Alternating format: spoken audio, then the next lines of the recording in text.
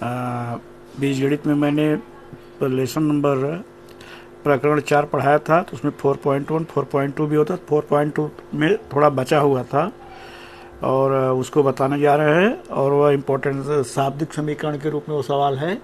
तो सवाल तो मैं नहीं लिखूंगा, सवाल किताब में दिया गया, मैं केवल सोल्यूशन लिखता हूँ इसका डायरेक्टली। जैसे पहला सवाल दिया है क्वेश्चन नंबर 4 का फर्स्ट क्वेश्चन क्या दिया है कि समांतर चतुर्भुज ए बी सी डी के कोण ए तथा कोण बी के मापों का अनुपात 5:4 है। तो कोण बी का माप ज्ञात करो। क्या करो? कोण बी का माप ज्ञात करो। एक ये दिया है और दूसरा सवाल दिया है मतलब तीसरा, इसमें का वो देख लीजिए, पहला ही देख लीजिए। तो एक समांतर चतुर्भुज बना देते हैं। इसका फिगर देखिए,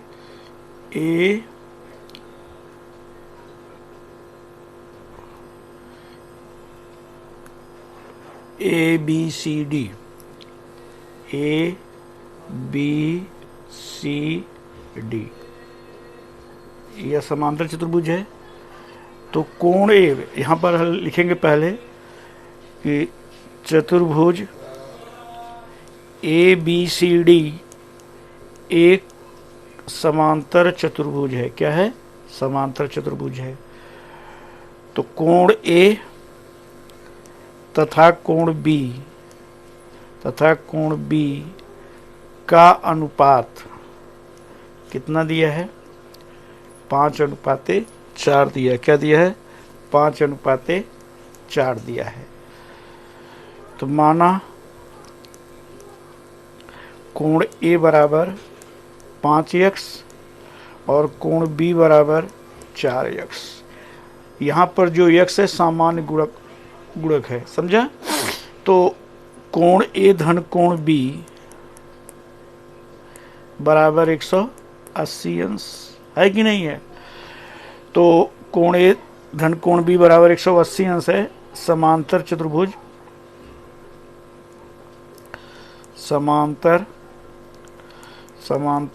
चतुर्भुज का क्रमिक कोण, इसको अंतःकोण भी लिखा जा सकता है। तो ए का मान कितना है? तो माना 5x और इसका 4x, 180। तो 9x बराबर क्या हो जाएगा? 180। तो x बराबर 20 है। क्या आएगा? 20 अंश आएगा। अब क्या करेंगे, इसको जो है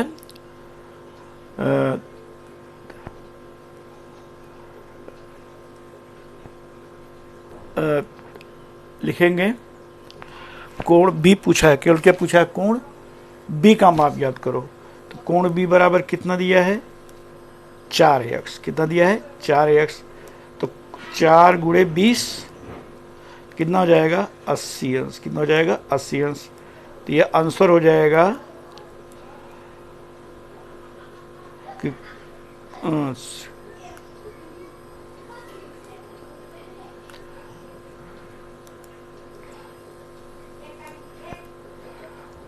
आंसर कोण बी बराबर 80 अंश। यह सवाल आपका हो गया है।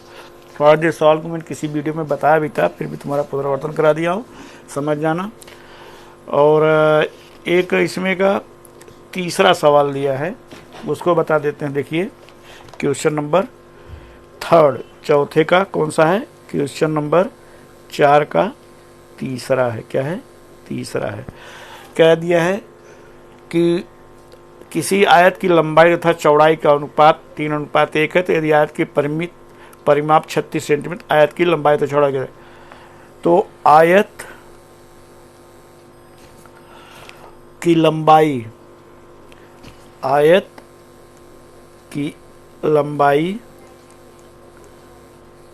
तथा चौड़ाई का अनुपात क्या दिया है? अनुपात दिया है 3:1 है कि नहीं है? तो आयत के बारे में आप लोग जानते हैं। जैसे फिगर देख लीजिए, आयत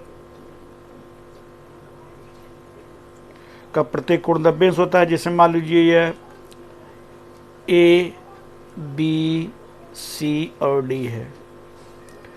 क्या है? ए बी सी डी है कि नहीं है? तो यह तो रियली इसका चित्र बन देना कोई जरूरी नहीं है। तो मान लीजिए अगर ये लंबाई जो मतलब 5x मानते हैं, कितना माना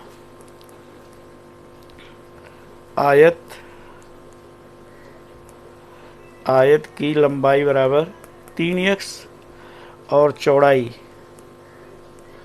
चौड़ाई बराबर 1x। कितना? 1x। तो आयत की परिमिति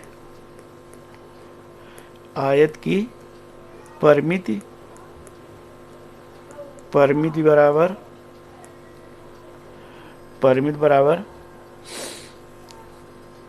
कितना दिया है? 36। कितना दिया है? 36 नहीं, सॉरी, हाँ 36 सेंटीमीटर। कितना दिया है? 36 सेंटीमीटर। अगर ये फिगर थोड़ा चेंज कर देते हैं, इसको ध्यान दीजिए। फिगर थोड़ा चेंज करना पड़ेगा।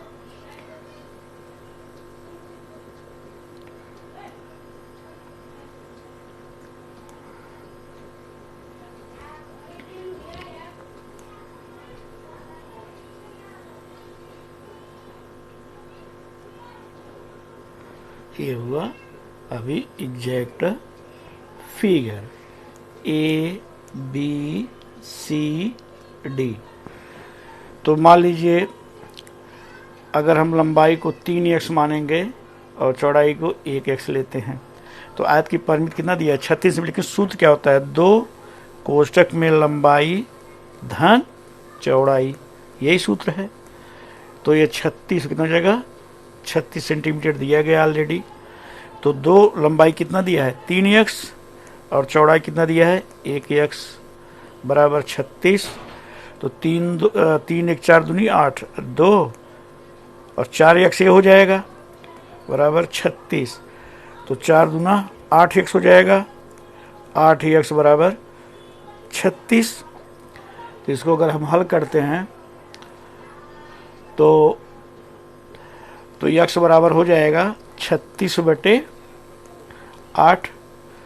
4 दूना 8, 4 9 36। x बराबर 9/2। एक चीज़ ध्यान देना कि अगर बटे में आएगा तो x मान कर, मतलब तुम्हारा सवाल गलत थोड़ी है, ऐसा थोड़ी है माना जाएगा, है कि नहीं है? तो इसमें जो है अब आयत की लंबाई निकालना है हमको। क्या निकालना है? आयत की लंबाई कितना दिया है? लंबाई बराबर 3x। तो 3 गुणे 9/2। तो इसको हल करेंगे तो 13.5 आएगा। 9 3 27/2। तो 13.5 सेंटीमीटर। और चौड़ाई बराबर क्या हो जाएगा? हल कर लीजिए। चौड़ाई बराबर 1x है, 1 गुणे 9/2। तो 4.5 सेंटीमीटर। इस तरह से आयत की लंबाई चौड़ाई निकल जाती है। आंसर लिख लीजिएगा। 2 सवाल हो गया। अब इसके बाद इसमें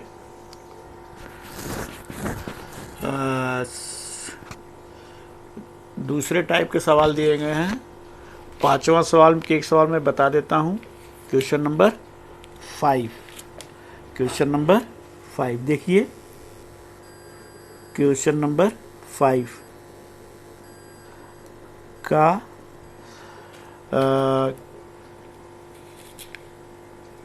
क्वेश्चन नंबर 5 हम ले लेते हैं 7वां सवाल। कौन सा?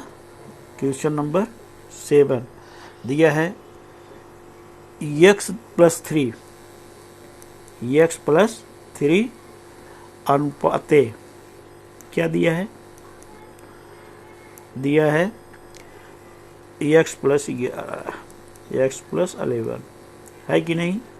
बराबर दिया है x - 2 अनुपाते x प्लस 1। तो x का मान क्या होगा? तो x बराबर कितना होगा? x का मान पूछ रहा है। x धन 3, इसको जो है हल करेंगे। तो अब देखो हल कैसे करेंगे। एक मैं आपको रफ बता देता हूँ। जैसे a अनुपाते b होता है तो इसको हम क्या लिखते हैं? a बटे b लिख सकते हैं। या c अनुपाते d है तो इसको हम c बटे d लिख सकते हैं, नहीं लिख सकते हैं? सेम प्रोसीजर है। इसको हम लिख सकते हैं x plus 3 upon x plus 11 बराबर x minus 2 upon x plus 1, है कि नहीं है? अब इसका तिर्यक गुणा करते हैं। क्या करते हैं? तिर्यक गुणा करते हैं। x प्लस 3 का x प्लस 1 में करेंगे, x प्लस 3 का x प्लस 1 में बराबर x माइनस 2 और x प्लस 11, है कि नहीं है? अब इसको देखो सूत्र से भी लगा सकते हैं, कक्षा 8 में बताया गया है। अगर मान लो सूत्र भूल गया है तो डायरेक्ट जैसे बता रहे हैं, पहले क्वेश्चन कितना दिया है? 2 पद दिया। कितना दिया है? 2 पद दिया। पहला पद आपका x है। क्या है? x है। तो x लिखिए, फिर दूसरा कोष्ठक लीजिए। सबसे आसान तरीका यही होता है। दूसरा पद क्या है? x प्लस 3 है तो प्लस 3 लिख लेंगे और x प्लस 1 पर दूसरा कोष्ठक फिर लिखेंगे। उसी तरह से दाहिने पक्ष में भी कर लेंगे। x लिखेंगे, पहला पद है कि नहीं है? 2 पद है, पहला x है तो x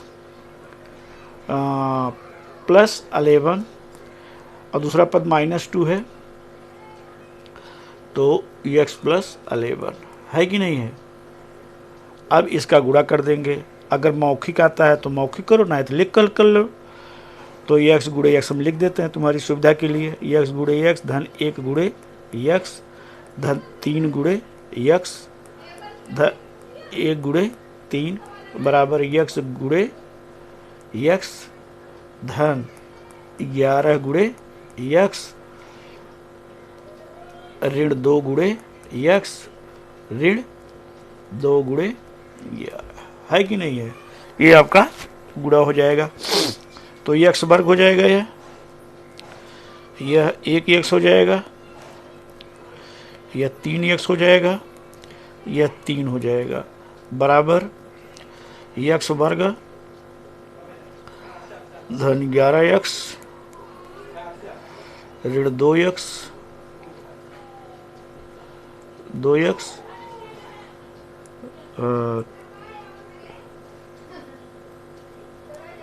2x और ऋण 22। समझ में आया? एक मैं आपको नियम बता देता हूँ याद रखने का।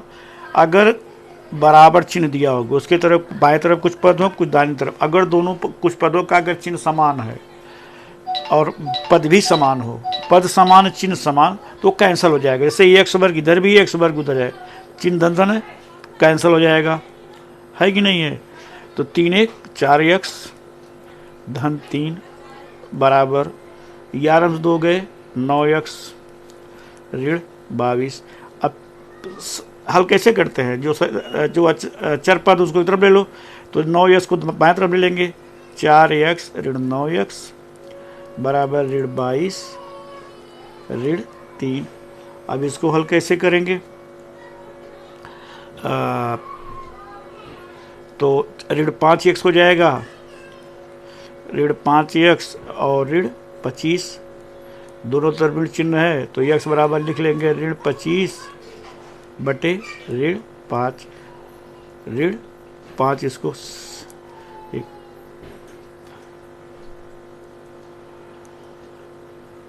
तो ऋण 25 ऋण 5x बराबर ऋण 25, तो x बराबर ऋण 25 बटे ऋण 5। कैंसिल कर देते हैं, इधर लगा देते हैं, रफ हो रहा है बार बार। इसको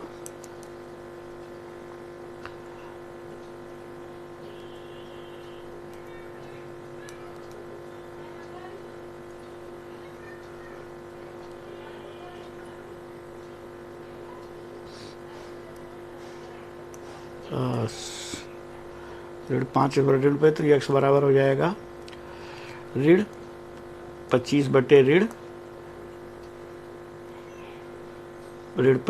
ऋण 5। तो किसको कैंसिल कर देंगे तो 5 आएगा। कितना आएगा? 5। तो x बराबर 5 होगा, तो आंसर लिख लेंगे 5। इस तरह से एक्सरसाइज मतलब 4.2 ख़त्म किया।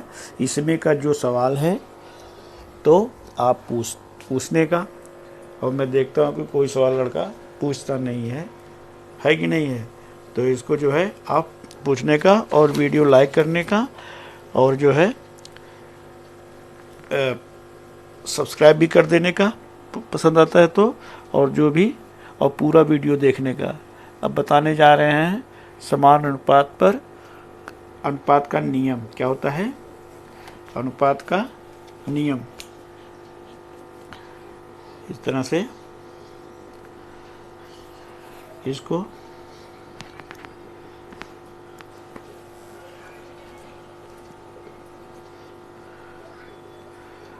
अनुपात का नियम क्या है? अनुपात का नियम, अनुपात का नियम। यहाँ पर आपको जो नियम बताने जा रहे हैं वो बहुत इम्पोर्टेंट है, इसको जो है आप ध्यान दीजिएगा। 5 नियम है शायद। तो पहला नियम देखिए, मैं लिखता हूँ योगानुपात। क्या है? योगानुपात। योगानुपात, यह योगानुपात जो दिया गया है, कैसे इसको हल करेंगे, कैसे लगाते हैं। जैसे मान लीजिए a बटे b बराबर c बटे d दिया गया है। क्या दिया है? a बटे b मतलब a अनुपात b बराबर c अनुपात d। a अनुपात b दिया गया है, तो a बटे b बराबर, अब इसमें हमको योगानुपात क्या लगाना है? योगानुपात। तो योगानुपात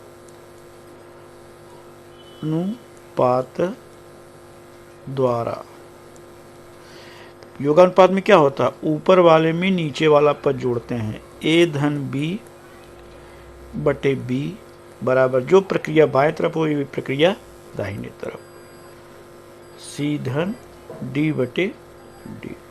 यह हो गया आपका पहला अनुपात। क्या हो गया? पहला अनुपात आपका हो गया। यह समझ में आया। इसके बाद आता है दूसरा। कौन सा? दूसरा अंतरा अनुपात। क्या है? अंतरा अनुपात।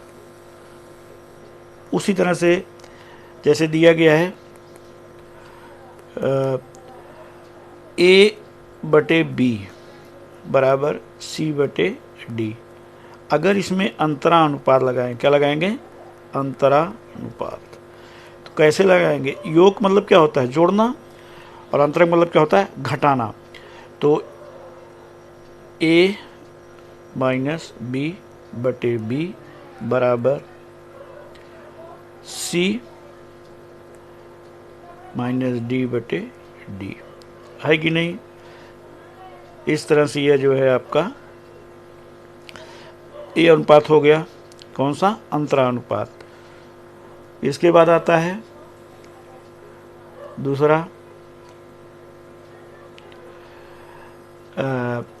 दूसरा अनुपात है एकांतरा अनुपात। क्या होता है?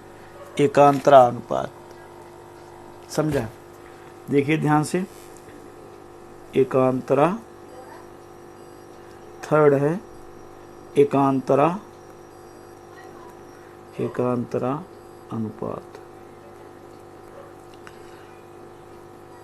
अनुपात।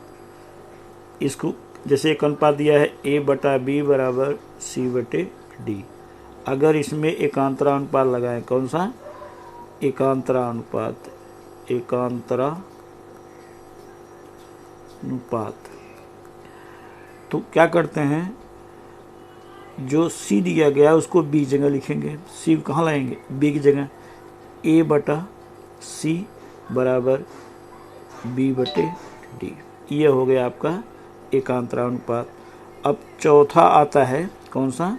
चौथा विपर्य स्थानुपात। विपर्य स्थानुपात। यह विपर्य स्थानुपात जो होता है कैसे लगाते हैं? देखिए, जैसे दिया गया है A/B बराबर C/D दिया है ना, इसमें विपर्य लगाएंगे। क्या लगाएंगे? तो विपर्य स्थानुपात द्वारा विपर्य स्थानुपात अगर लगाते हैं तो नीचे वाला ऊपर जाएगा, ऊपर वाला नीचे। B/A बराबर D/C, ये हो गया आपका। अब आता है योगांतरानुपात। कौन सा? पांचवा योगांतरानुपात। क्या है? योगांतरानुपात।